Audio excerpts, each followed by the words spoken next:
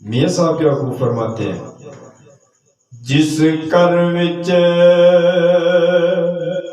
तू उम्र गुजारी उस कर विच एक रात नहीं रहना, दो चार दिहाड़े तेनू याद करनगे, मुड़ के ना किसे नहीं लेना। असा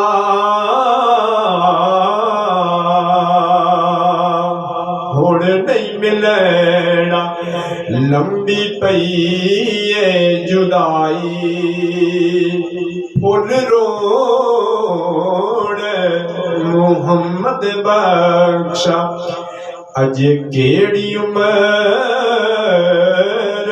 हंडाई। बड़े बड़े मैं टहंदे वेखे जोरावर ततराणे, बेवकूफां दे नौकर वेखे दानिशमंद सियाणे। की गल्लां करन यारा हुण गए जमाने सादे, हथी लाए बूटे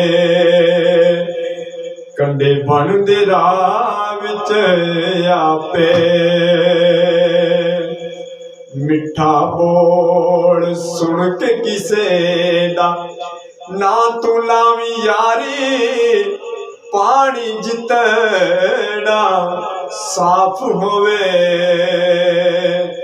एक नजर जरूर तुम्हारी हो, एक नजर जरूर तुम्हारी।